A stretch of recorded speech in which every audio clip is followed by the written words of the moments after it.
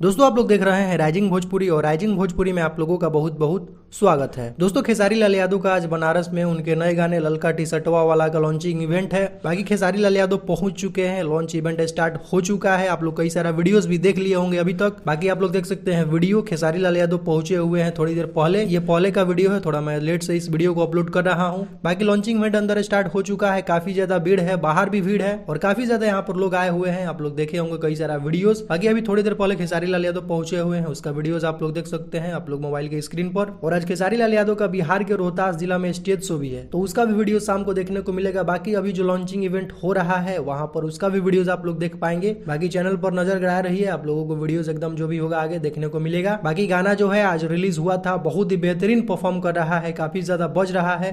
काफी लोग कह रहे थे कि गाना में उतना दम नहीं है, लेकिन बहुत ही जबरदस्त तरीके से ये गाना बज रहा है। तो आगे जो भी अपडेट आएगा दोस्तों, आगे जो भी वीडियोस आएगा आप लोगों को इस चैनल पर देखने को मिलेगा। तो मिलते हैं नेक्स्ट वीडियो में। Thank you so much.